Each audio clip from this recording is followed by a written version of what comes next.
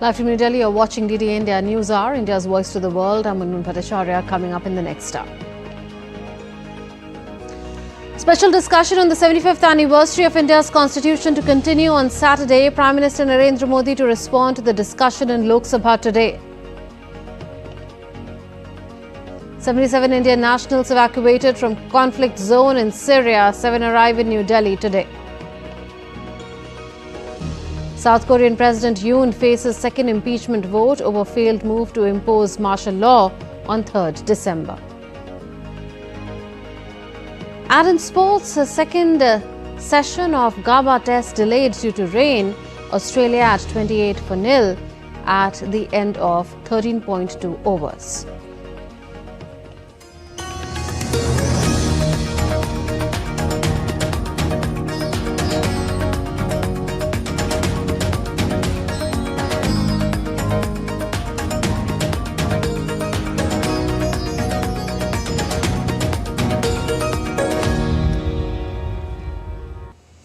India's Prime Minister Narendra Modi will chair the 4th National Conference of Chief Secretaries in Delhi today and on the 15th of December.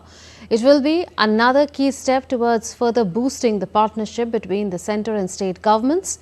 The Conference of Chief Secretaries is driven by the vision of the Prime Minister to strengthen cooperative federalism and ensure better coordination between the centre and states to achieve faster growth and development. The conference has been held annually for the last 3 years. The 3-day conference to be held from the 13th to 15th of December will emphasize on the evolution and implementation of a common development agenda and blueprint for cohesive action in partnership with states. It will lay the ground for collaborative action to harness India's demographic dividend by promoting entrepreneurship, enhancing skilling initiatives and creating sustainable employment opportunities for both rural and urban populations.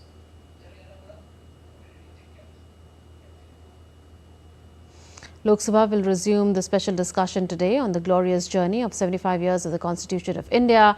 Prime Minister Narendra Modi is scheduled to respond to the debate in the lower house today. Yesterday, the Lok Sabha began a 2-day debate on the Constitution to mark the beginning of the 75th year of its adoption in the country. Initiating the discussion, Defence Minister Rajnath Singh stated that the Indian Constitution paved the way for nation building by addressing all aspects of social, economic, political and cultural life. In a veiled attack on the Congress, Mr. Singh said that in recent years, attempts have been made to portray the Constitution as the contribution of a particular party.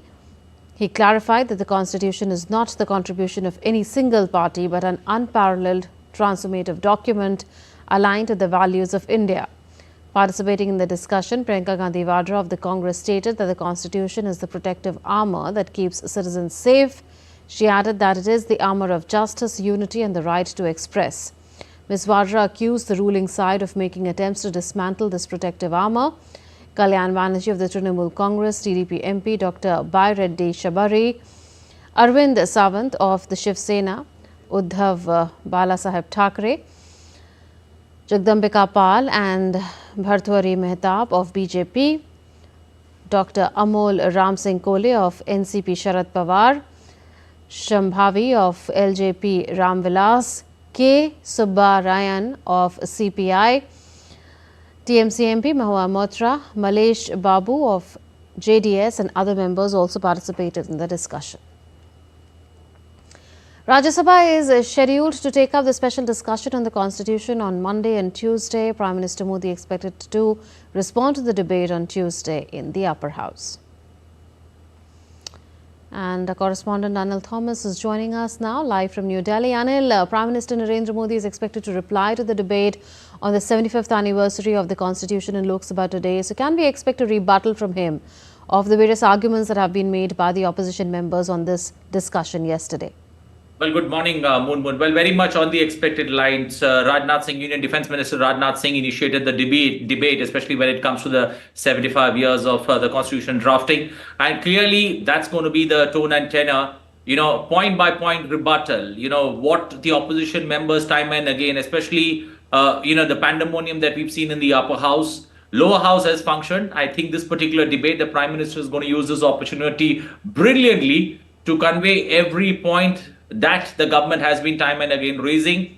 that chorus that the opposition has managed to put together, I think that's going to be taken point by point and, broken down by the Prime Minister there, explaining, how the government respects the Constitution. And, that's something that we're going to look forward to. There is still buzz that the leader of opposition, Rahul Gandhi, also might speak, but there is suspense continues over it.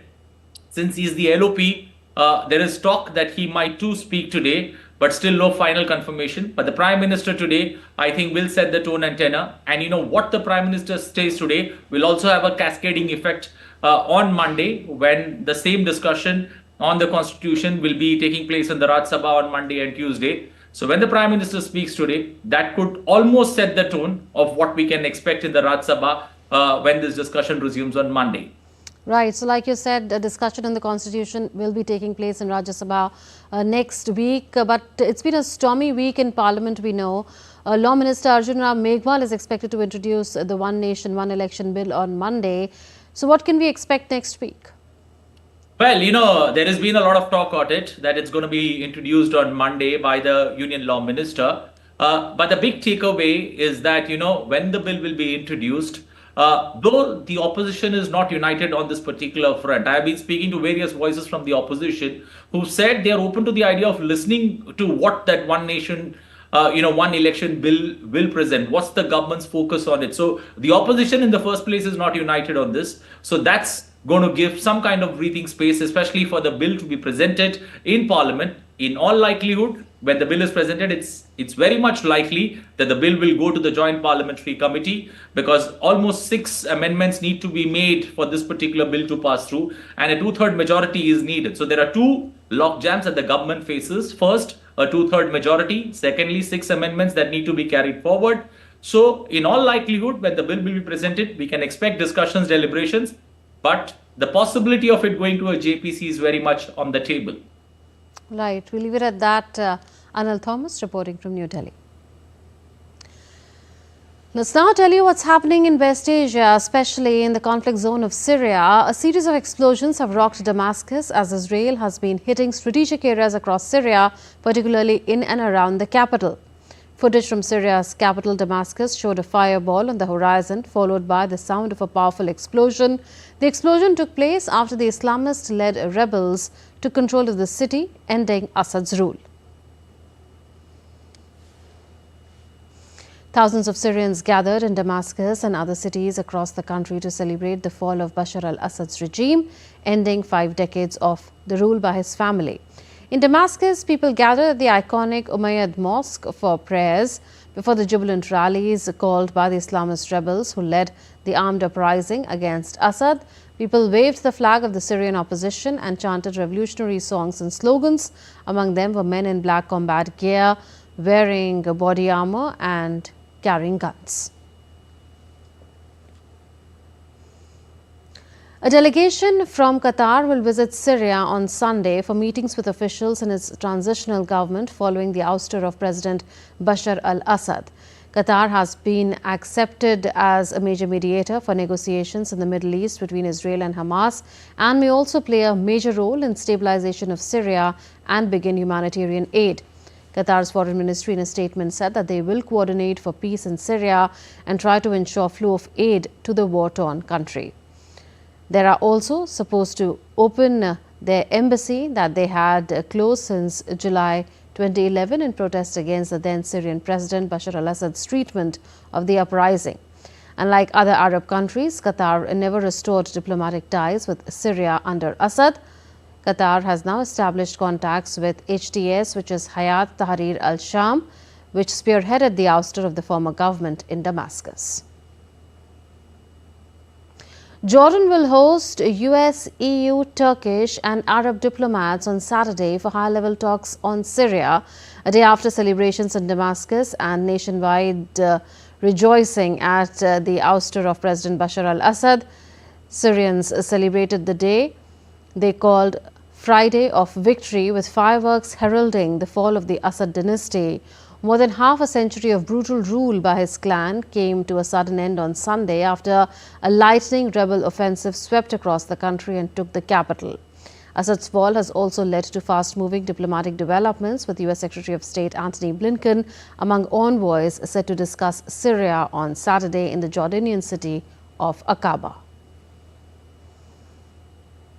Saidnaya prison north of the Syrian capital Damascus has become a notorious symbol of the inhuman abuses of the Assad clan, especially since the country's civil war erupted in 2011. The prison complex was the site of extrajudicial executions, torture and forced disappearances, epitomizing the atrocities committed against his opponents by ousted President Bashar al-Assad. Syrian rebels announced that they had seized Saidnaya and freed its inmates as soon as they entered Damascus on Sunday. According to the Association of Detainees and Missing Persons of Saidnaya prison, the rebels liberated more than 4,000 people. Photographs of haggard and emaciated inmates were circulating worldwide. Suddenly, the workings of this infamous jail were revealed. In view of the escalating security situation in Syria, the government of India has safely evacuated 77 Indian nationals from the conflict zone. 7 Indian nationals landed in New Delhi on Saturday morning. One more flight carrying evacuated Indians is scheduled this evening. The evacuated Indians described their experience of the war in Syria and expressed gratitude to the Indian government for extending support. अरे बहुत मदद किया हमारी पूरा देखो वहाँ से बुलाए हम वहाँ से सीरिया से लेबनान के लिए ये बस में लेके आए फ्लाइट बंद है वहाँ से सीरिया से फ्लाइट बंद है बस में लेके आए फिर यहाँ से ये लेबनान से दोहा लेके आए प्लेन में दोहा से इधर लेके आए अब यहाँ आपके सामने खड़े हैं आराम से पर डे ऐसा कोई रात ना हो जो रात में हम लोग रॉकेट की आवाज़ ना सुने हो गोली बंदूक की आवाज़ ना सुने हो लेकिन हम लोग एम्बेसी को कांटेक्ट किए तो एम्बेसी हम लोग को सेफ जोन में लेकर गया कोई खतरा नहीं था बहुत सपोर्ट करा हम लोगों की एम्बेसी ने बहुत अच्छे होटल में रखा खाना अच्छे से खिलाया लोग हर चीज़ की फैसिलिटी दी पैसा से लेकर खाना तक हर चीज़ दिया उन्होंने किसी चीज़ की कमी नहीं होने दी यहाँ तक कि वहाँ इन लोगों ने टिकट भी कराया यहाँ तक 2 फ्लाइट की हम लोग वहाँ सीरिया में हालात ख़राब होने के बाद मतलब एम्बेसी से हम लोगों को फ़ोन आया कि मतलब आप लोग यहाँ से निकल जाइए तो फिर हम लोग उस आंखों से देखी मतलब 3-4 किलोमीटर दूर पे मतलब गोला बारूद फट रहे थे उसको देख के हालत बहुत ख़राब था उसके बाद एम्बेसी से फ़ोन आया उसके बाद हम लोगों को बेरूत शिफ्ट किया गया उसके बाद वहाँ 3 दिन रखने के बाद हम लोगों का टिकट कराया गया है टिकट करा के यहाँ लाया गया है मोदी जी के लिए हम लोग बहुत आभारी रहेंगे मोदी जी का बहुत थैंक है इसमें क्योंकि उनका एक स्वैग है आउट ऑफ इंडिया में वहीं भी पाकिस्तानी लोग थे वहीं लेबनान के बॉर्डर पे 36 घंटे से वेट कर रहे थे लेकिन उन लोगों का वीज़ा नहीं लग रहा था लेबनान के लिए लेकिन हम लोगों का वीज़ा जो है 5 से 6 घंटों में तो इंडियन एम्बेसी उसके बाद हम लोग को 5 स्टार होटल में रखा बढ़िया से 3-4 दिन कोई दिक्कत वाला बात नहीं है खाना पीना खिलाया उलाया मस्ती में रखा एकदम दोस्त के थोड़ा एम्बेसी के लोग थे बहुत ज़्यादा कोऑपरेट किया हमारी वहाँ पे उनको जैसा बोला सर ने बहुत हेल्प किया बस फिर हम लोग इंडिया स्टे पहुँच गए थैंक्स मोदी जी और क्या हार्ट बीटिंग जो था एकदम अनकंट्रोल था पूरी तरीके से अब जाके लगता है सुकून का नींद आएगा आज से सब लोगों के लिए अच्छी मदद की है 75 लोग को निकालना बहुत बड़ी बात है हमारी टीम एमबीसी पूरी तरीके से मतलब हम लोग जो आ रहे थे लगभग 1 किलोमीटर तक लाइन लगा हुआ था सबको आगे करते हुए हम लोगों से उन लोगों से आगे निकलवाते हुए हम लोग को पास करवाए जो 4 घंटे में लोग पास करते थे हम लोग 1 घंटे में पास हुए And our correspondent Shubhendu Ghosh is now joining us live from the newsroom in New Delhi. Shubhendu, 7 Indians stranded in Syria have already arrived in New Delhi today. Can we expect more to return and today, in fact, and in the next few days? That's right, Munmun. The evacuation process had already started. These evacuees, in fact, have been brought from Lebanon, where they were earlier evacuated, from Syria, about 77 of them, and now they have been evacuated to Delhi and also other parts of the country. Yes, some 7 Indians were evacuated this morning. They arrived in New Delhi. From them, we learnt about the dramatic situations, developments that are taking place in Syria in the middle of the conflict. Yet another important rescue mission of Indians by Indians taking place in Syria. Another flight is scheduled later this evening, Munmun, and the flights, these commercial flights and the evacuees coming in from Lebanon in these commercial flights will continue. Tentatively, we are told that till 1st of January, by 1st of January, all 77 of the evacuated Indians will be brought back home to New Delhi or places where they belong in the country. We learned the manner in which the Indian mission played a key role in evacuating the Indians from the conflict zone in Syria. Between Lebanon and Syria. Syria is the conflict zone, so there are no flights taking off from there. So the mission officials, in fact, accompanied the evacuated Indians in a bus to the Lebanon border. From there, the Indian mission in Lebanon facilitated their immigration process, got them tickets for Delhi. Now, through various transits, Doha, Dubai, and other transits, they are now being brought back to India in parts, in batches, in commercial flights. And as I mentioned, that by the beginning of next year, all evacuated Indians should be home. The mission has also given out a statement that any other Indian, there are more people who stay, who work in Syria, just as in different parts of West Asia, who feel threatened, who would like to return. The mission would be providing all possible support to them in this moment of crisis, as they have done to these 77 individuals.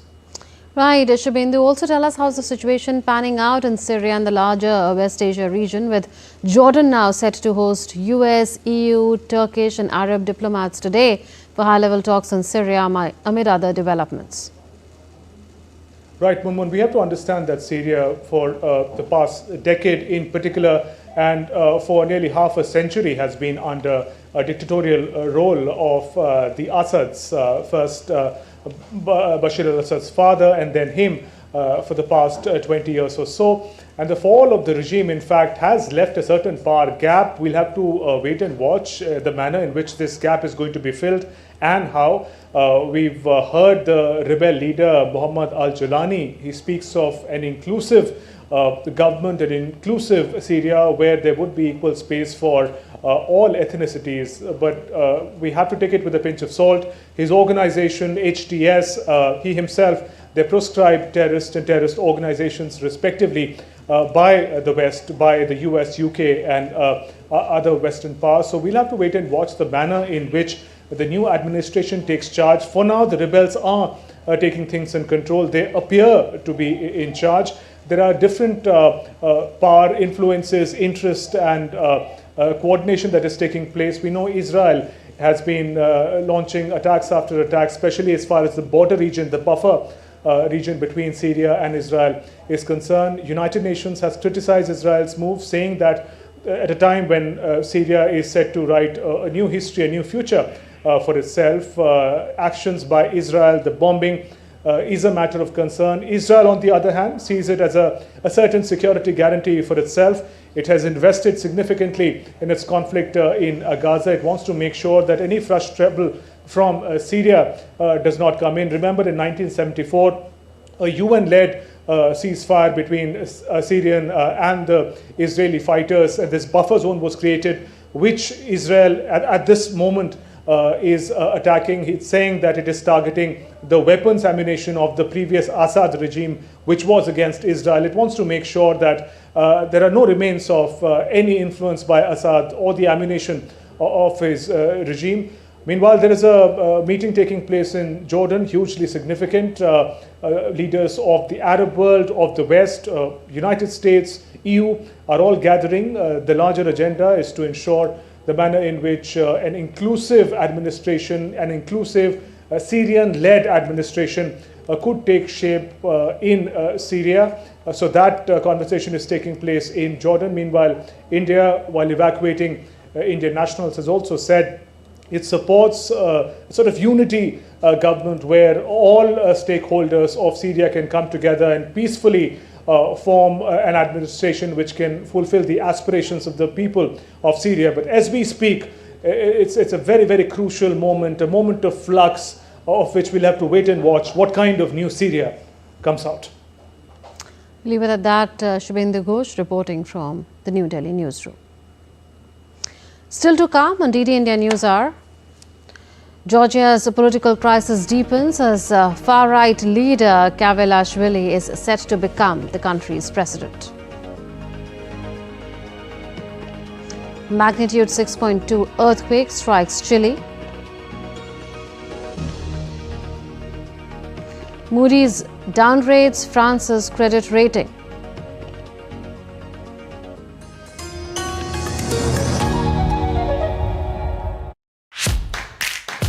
So we begin our journey exploring the factories where cricket gear is made, uncovering the process that has made Meerut famous worldwide. Meerut was one area which was allocated for sports industry. They have done very well, they are making a cricket bat, cricket ball, or pads, leather goods. All around the world, they get their bats made in India.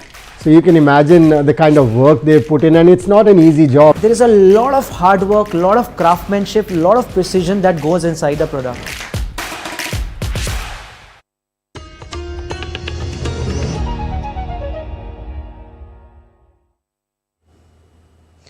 Georgia's political crisis has deepened as new pro-Euro protests gripped Tbilisi. These protests come ahead of the controversial nomination of a far-right government loyalist as president. The Black Sea nation has been in turmoil since the governing Georgian Dream Party claimed victory in the contested October parliamentary elections. Its decision last month to delay EU accession talks ignited a fresh wave of mass rallies. More unrest is expected today when Georgian Dream is set to appoint far-right former footballer Mikhail Gabba as president in an election dubbed as controversial and marred by irregularities. Meanwhile, demonstrations rocked the capital Tbilisi for the 16th consecutive day as thousands of pro-EU protesters filled the streets, marching in a dozen different locations before gathering in the evening outside Parliament. South Korea's opposition leader Lee Jae-myung urged ruling party lawmakers to side with the people and impeach President Yoon Suk-yeol on Friday over his failed martial law bid a day before a second parliamentary vote that appears on a knife edge.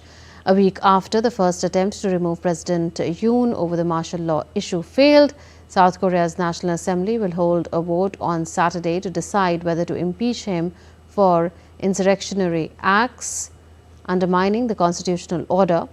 200 votes are needed for the measure to pass, which means opposition lawmakers must convince 8 ruling People Power Party colleagues to defect. 7 ruling party lawmakers had pledged to support impeachment till Friday noon. South Korean President Yoon Suk-yeol is facing a second impeachment vote on Saturday after his short-lived declaration of martial law last week. He is far from the first South Korean president to see his rule descend into acrimony and scandal. Here's a look at the downfalls of previous South Korean leaders. 1. In 2016, Park Geun-hye impeached and jailed. In December 2016, Park Geun-hye was president since 2013, was impeached by parliament, leading to her indictment and imprisonment. The daughter of former dictator Park Chung-hee, she was accused of receiving or requesting tens of millions of dollars from conglomerates including Samsung. Park was sentenced in 2021 to 20 years in prison, but at the end of that year, she was pardoned by her successor Moon Jae-in. The second case is that of Lee Myung-bak, who faced 15 years in prison. In power from 2008 to 2013, Lee Myung-bak was sentenced in 2018 to 15 years in prison for corruption. Most notably, he was found guilty of taking bribes from Samsung.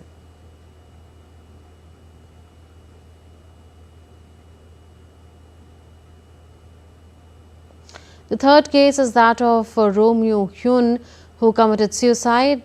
President from 2003 to 2008, Roh Moo-hyun killed himself by jumping from a cliff in May 2009.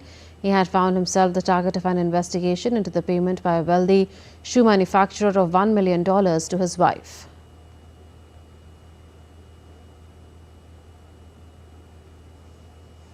The fourth case is that of autocrat Chun. In 1987, he retired, and military strongman Chung Du-hwan agreed to step down in 1987 in the face of mass demonstrations. He handed over power to his protege, Ro Tai-woo. In 1996, both men were convicted of treason over the 1979 coup that brought Chun to power. Ro was sentenced to 22.5 years in jail, while Chun was sentenced to life in prison. They were granted amnesty in 1998. Then comes the case of dictator Park. In 1979, he was assassinated. Park Chung-hee was assassinated in October 1979 by his own spy chief during a private dinner.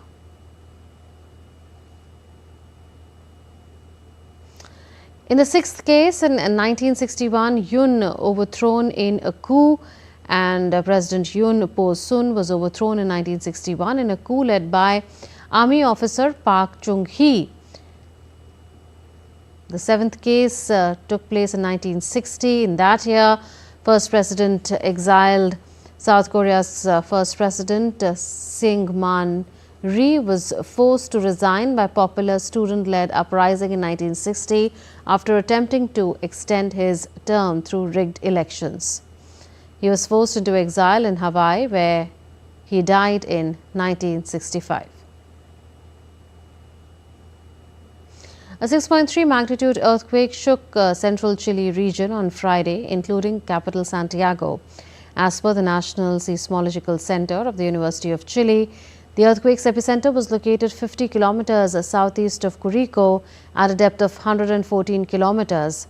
The Hydrographic and Oceanographic Service of the Navy in Chile has ruled out the possibility of a tsunami on the country's coastlines.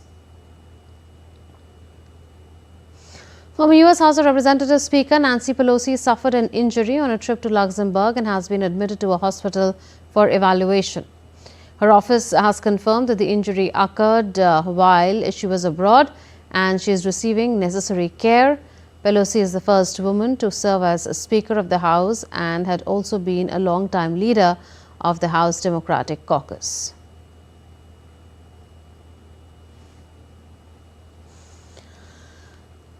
A U.S. appeals court on Friday rejected an emergency bid by TikTok to temporarily block a law that would require its Chinese parent company ByteDance to divest the short video app by January 19 or face a ban. Now the company plans to take its case to the Supreme Court. TikTok must now move quickly with a request to the Supreme Court to block or overturn a law that would require its Chinese parent ByteDance to divest of the short video app by January 19. This was evident after an appeals court on Friday rejected a bid for more time. TikTok and ByteDance on Monday had filed the emergency motion with the U.S. Court of Appeals for the District of Columbia, asking for more time to make their case to the U.S. Supreme Court. The companies had warned that without court action, the law will shut down TikTok for its more than 170 million domestic monthly users, but the court rejected the bid. The company now plans to take its case to the Supreme Court. Under the law, TikTok will be banned unless ByteDance divests it by January 19th. The US Justice Department argues that continued Chinese control of the application poses a continuing threat to the national security. TikTok argues that its user data are stored in the US on cloud servers, while content moderation decisions are made in the United States itself. The decision by the court puts TikTok's fate first in the hands of Democratic President Joe Biden on whether to grant a 90-day extension of the January 19th deadline to force a sale, and then of Republican President-elect Donald Trump, who takes office on January 20th. Trump had previously said that he will not allow ban on TikTok. Let's now take a look at other stories making news around the world. Thousands of tourists and New Yorkers gathered around the city's iconic giant Christmas tree and ice-skating rink to celebrate the holiday season. The annual tradition, which draws visitors from all over the world, marks a festive highlight in New York City's winter celebrations. This year, the towering Christmas tree, adorned with thousands of sparkling lights and topped with a shimmering star, has become a symbol of holiday cheer. Runners from around the world gathered in Antarctica's Yoon Glacier to take part in the Antarctic Ice Marathon, the southernmost athletic event on Earth. Competitors ran laps around the camp to complete the 42.1 kilometers distance, with the stunningly desolate but picturesque Ellsworth Mountains in the distance. The event has been held every year since the first edition in 2005, skipping only 2020 due to COVID. Dressed as Spider-Man, Captain America and Superwoman, volunteer mountaineers head down to a hospital in Pristina in Kosovo to bring presents to its young patients for the end-of-year festivities. Taking place for a fourth year in a row, the superheroes' goal is to offer the children and their parents a gesture to lift their spirits. Still to come on DD India News Hour. Cold wave grips most parts of India, especially the north.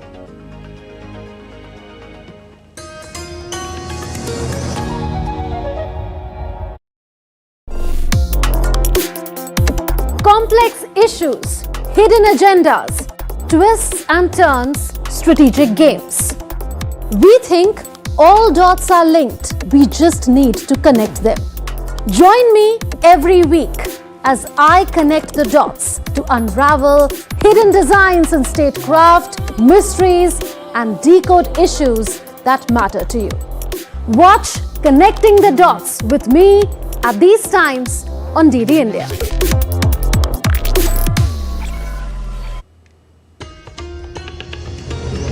You're watching DD India News Hour with me, Munmun Bhattacharya.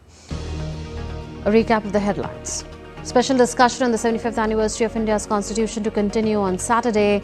Prime Minister Narendra Modi to respond to the discussion in Lok Sabha today. 77 Indian nationals evacuated from conflict zone in Syria. 7 arrive in New Delhi today. New Jersey residents have reported of spotting flying objects across the city. For almost a month, residents of New Jersey have been enthralled by the bright lights that float or fly in the night sky above the state. The sightings have now expanded across the region, with many witnesses assuming they are drones. Residents are uneasy and local politicians are irritated because federal investigators looking into the sightings have not given much explanation regarding the nature of the objects or where they came from. The White House said on Thursday that it's assuring of thorough investigation. They're concerned, because here's the problem. Somebody sees drones, that's one thing. But now you see drones coming back night after night after night. That's another. And then you see the drones literally over your house. Now we're talking about an invasion of privacy. And now, because of what's going on in today's day and age, with everything with media, whether it's X or YouTube or regular media out there, people see what's going on in the world, whether it's Syria, whether it's Ukraine. They see things being dropped from drones. So my constituents, absolutely, there's an issue there. They have questions. Those questions need to be answered. U.S. lawmakers scrambled on Friday to reach an agreement on funding federal agencies through the new year to avert a damaging government shutdown that's due to begin in just 7 days. Out of time to finalize a full-year package for the 2025 fiscal year, the parties look set instead to pass a stopgap patch known as a continuing resolution to keep services running on static budgets for the coming months. Text of the bill is expected over the weekend or early next week to allow both chambers to get the agreement to President Joe Biden's desk before lawmakers leave town for Christmas holidays.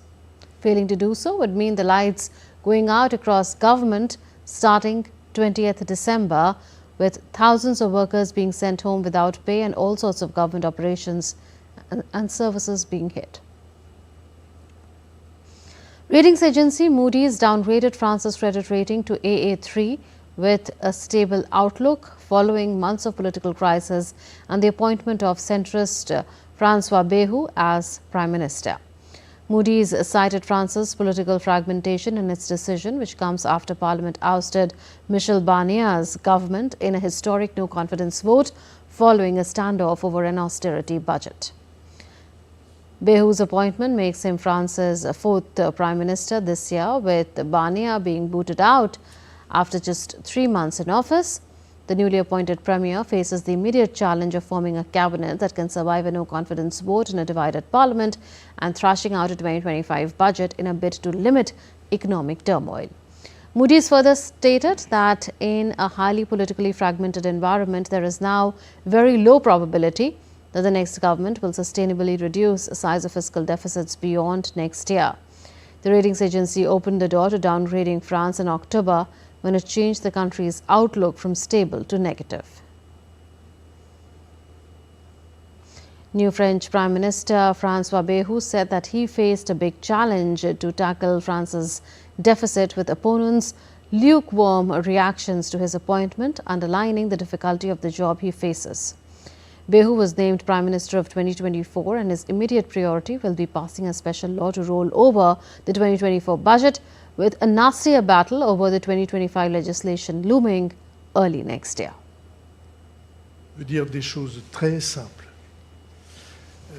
The first thing that nobody knows the difficulty of the situation better than I do. I believe that this question of deficit and debt is a question which poses a moral problem. Not just a financial one, but a moral one, because getting rid of burdens by passing them on to your children in countries like ours with our mountain villages and rooted communities, it's very badly seen. Faced with such a serious situation, my course of action will be to hide nothing, neglect nothing, and leave nothing aside. The UK, Italy and Japan launched a joint venture to develop a supersonic next-generation fighter jet by 2035, replacing the Eurofighter Typhoon. Britain's BAE Systems, Italy's Leonardo and Japan Aircraft Industrial Enhancement Company Limited will each hold a 33.3% share in the new venture, marking a pivotal moment for the international aerospace and defence industry. According to Chief Executive of Britain's BAE Systems, Charles Woodburn, the venture will bring together the significant strengths and expertise of the companies involved to create an innovative organization that will lead the way in developing a next-generation combat air system. A Chinese national suspected of being a spy with ties to Prince Andrew has been barred from the UK due to concerns over national security. Prince Andrew says he ceased all contact with alleged Chinese spy after government advice. However, this is becoming an interesting case of how a spy can reach a person of influence and pose national security threat for a foreign nation.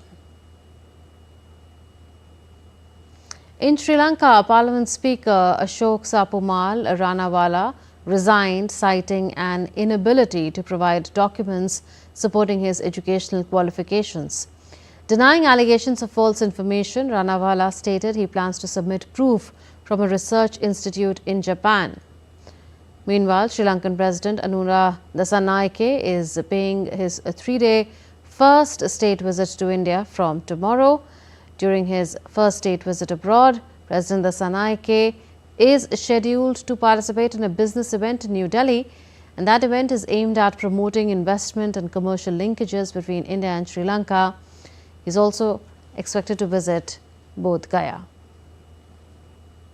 For more, we are being joined by Dr. Ahmed Muin Faruqi from Colombo. Dr. Ahmed, it will be Sri Lankan President Anura Kumar Dasanaike's first state visit abroad since he won the presidency in September and he's chosen India for it. What can both sides expect? Yes, a very good morning to all who are watching us. Primarily speaking, yes, there has been a tradition that whenever a new president is elected in Sri Lanka, his first port of call is Delhi. And continuing that same tradition, Sri Lanka's President Anura Kumar Dissanayake will be proceeding to Delhi tomorrow. And this will have a long-term impact with regard to the bilateral relations that exist between the two countries. Yes, India and Sri Lanka are considered as civilizational twins. There have been people-to-people linkages over the last several millennia.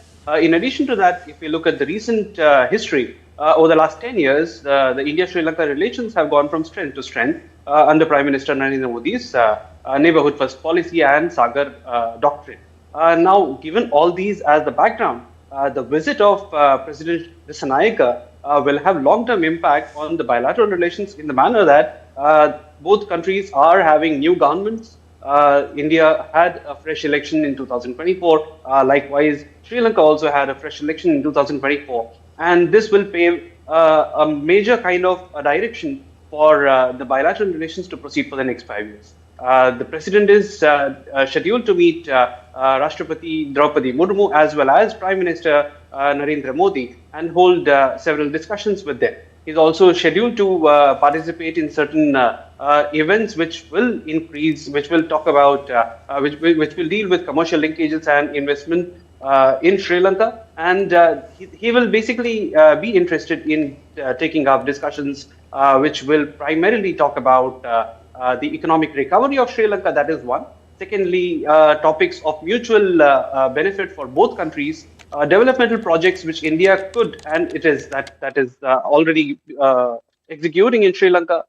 In addition to that, even the Indian investments that are possible in India, in Sri Lanka. So these could be the discussion topics which may arise between the leadership of both countries. That is one.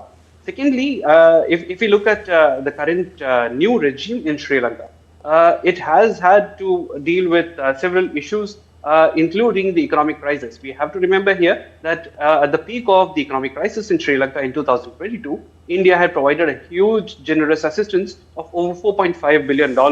And that is something which Sri Lanka remembers very well.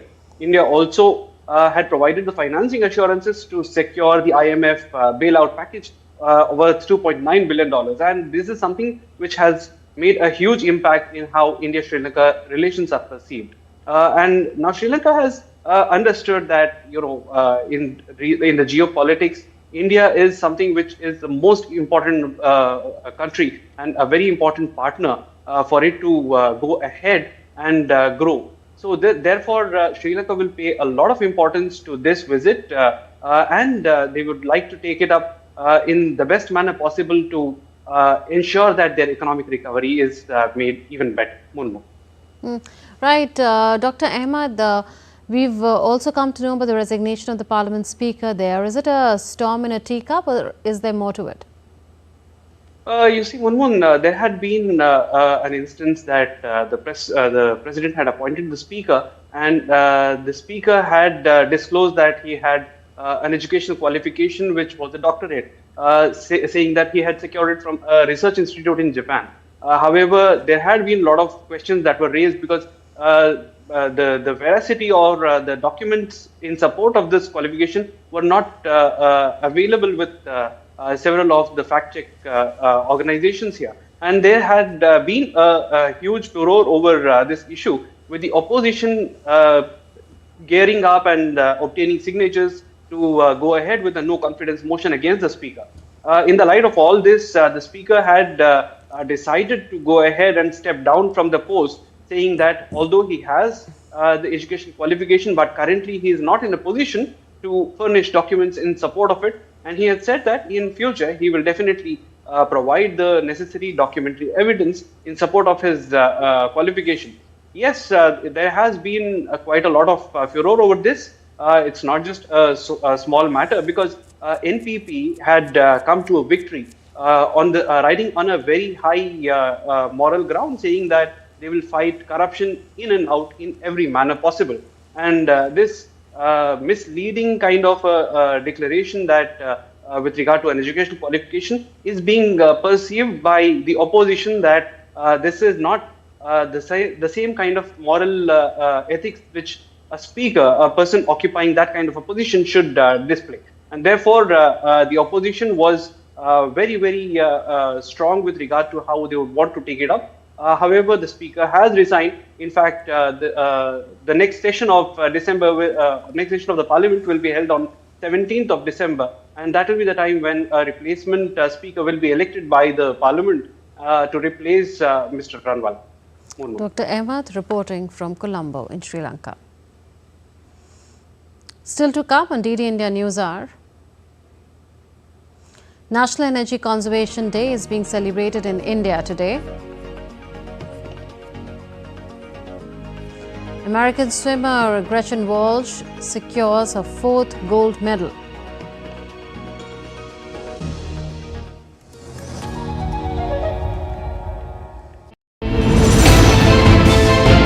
geopolitics and trade deals. Economic challenges amid development. Hard work and the path to prosperity. It's the economy always. Between walkers, money is what money does and says. Supply creates its own demand. Between the bulls pulls and bears tears. When supply chains globalization and India rises to the podium. We'll get you centered with the economic brief at 8 p.m. every Thursday on DD India. Welcome back. You're watching DD India News Hour with me, Munmun Bhattacharya. Let's now tell you about how the cold wave is gripping most parts of India, especially North India. The Met Office has predicted the cold wave to continue in northwest and central India for the next 2 to 3 days. According to the Weather Office, cold wave conditions will continue in northern Union territories of Jammu and Kashmir and Ladakh and northern Indian states of Punjab, Haryana, Rajasthan, Uttar Pradesh and central Indian states of Madhya Pradesh and some parts of Chhattisgarh for the next 2 days. Similar conditions will continue in Gangetic West Bengal, Bihar and Jharkhand of eastern India till tomorrow. Met Department scientist Dr. Soma Sen Roy said that the temperature has suddenly dropped due to the western disturbances.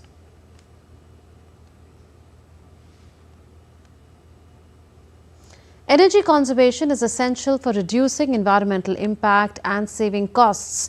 National Energy Conservation Day is celebrated on 14th December every year with the purpose of raising awareness about the importance of conserving energy and natural resources. India has set in motion an ambitious plan to adopt 500 gigawatts of renewable energy by 2030. This report tells us more.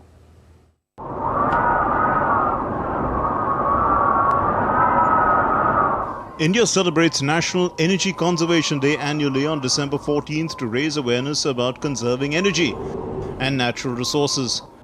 This day showcases India's remarkable achievements in energy efficiency as well. The Bureau of Energy Efficiency is empowered by the Energy Conservation Act of 2001 to play a key role in energy conservation. Apart from awareness campaigns, Energy Conservation Awards recognize the efforts of industrial units, institutions and establishments in reducing energy consumption. There are several ways individuals can conserve energy. Switching to LED lighting, optimizing heating and cooling methods, ensuring energy-efficient windows, promoting the use of public transport, carpooling and electric vehicles. There's a huge disruption taking place, and it's important that we accelerate the pace of electric vehicles, both in two-wheelers, three-wheelers, which account for about 75% of our vehicles. And the government has already allocated 57,613 crores for procuring 10,000 electric buses. At the policy level, there's a strong emphasis on renewable energy. India's renewable energy capacity has reached 213.7 gigawatts, with an ambitious target of 500 gigawatts by 2030. We increased awareness about the need of sustainable energy sources by encouraging domestic manufacturing. In the solar sector, we increase availability. Through specific schemes and incentives, we also made the solar option affordable. The Bureau of Energy Efficiency promotes energy efficiency via standards, labeling, building codes and energy-efficient appliances. Additionally, the National Mission for Enhanced Energy Efficiency targets large industries with policy measures and incentives. Energy conservation remains a vital component in reducing environmental impact and saving costs, showcasing India's commitment to a sustainable future. Bureau Report, DD India. You're watching DD India News Hour. Time now for all the sports action. In cricket, start of the second session has been delayed as rain in Brisbane is still going on. Usman Khwaja and Nathan McSweeney were otherwise forming a good opening partnership for Australia on day one of the third Border Gavaskar Trophy test at Gabba. On the other hand, Indian bowlers are eyeing some quick wickets in order to gain an upper hand over the Aussies. India won the toss and opted to field against Australia in the third test of the 5-match series at the Gabba in Brisbane. It could be a series-deciding game as both the teams are level at 1-1, with Australia making a remarkable comeback through the pink ball test that took place in Adelaide. India started the series with a dominating 295-run victory, but the hosts bounced back with a stunning 10-wicket win.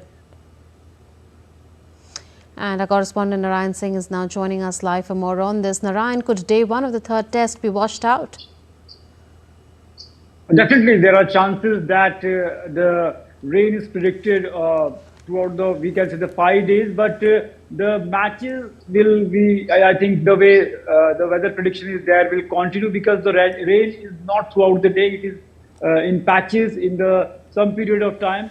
And right now also the rain is near stop, and we are hoping that as the second session is completely washed out, some cricket we may witness in the third session. But all in all, the condition as right now, the overcast conditions are there, and if the play resumes, then definitely India have an upper hand in this match, because the overcast condition, there will be more swing to the ball, and also it's a green top. So in these conditions, there are the chances that India can perform better here, but the match should start. But all in all, here we are hoping that India needs quick wicket to make a grip on the series, as the series is tied 1-1 right now. And from here, from the point of the World Test Championship, it is a very important for the teams.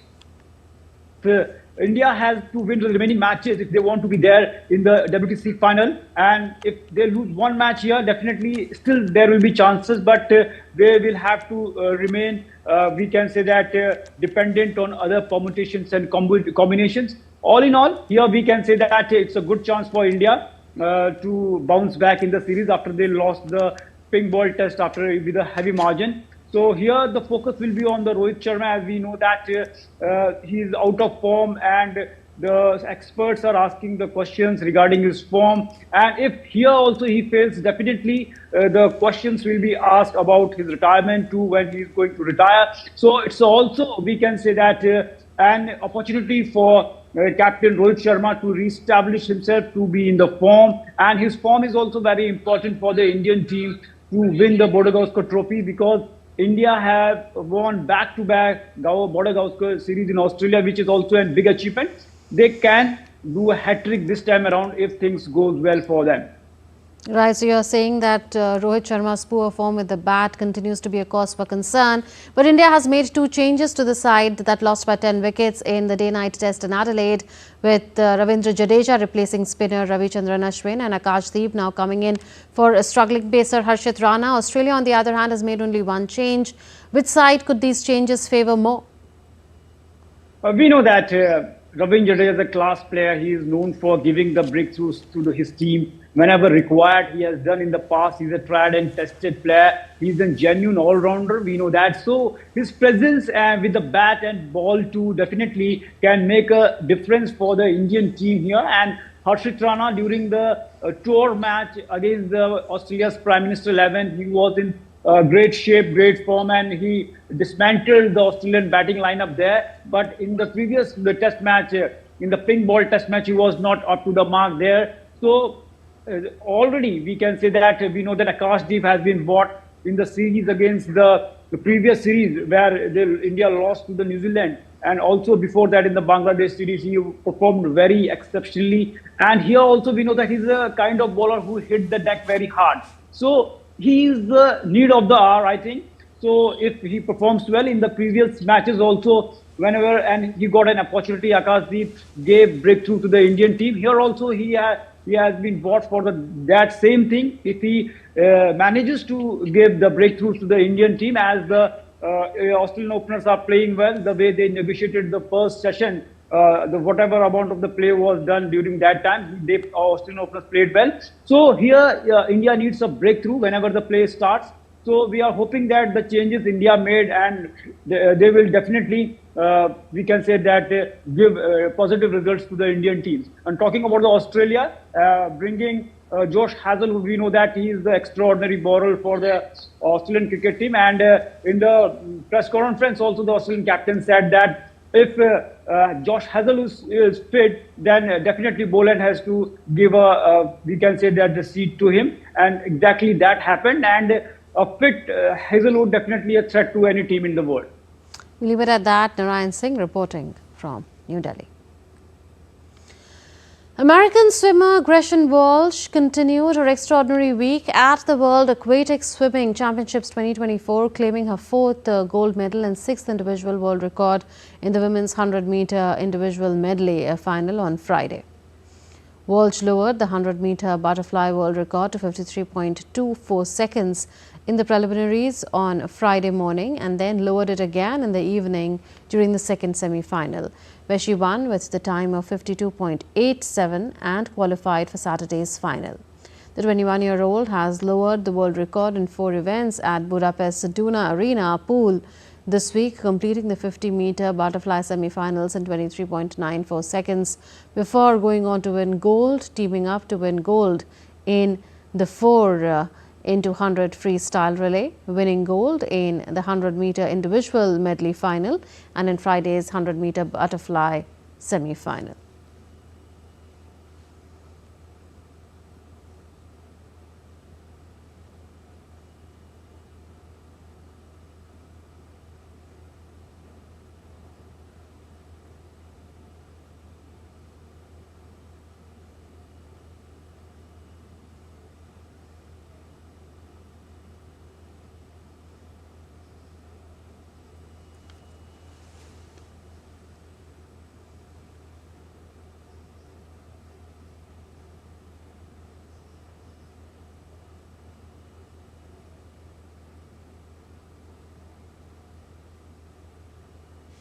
Kayaks decked with Christmas lights lit up central Copenhagen as they moved along the city's canals to celebrate Saint Lucia, the traditional bearer of lights. Around 400 kayaks were part of the parade, with paddlers wearing a traditional Lucia crown of fake candles on their heads.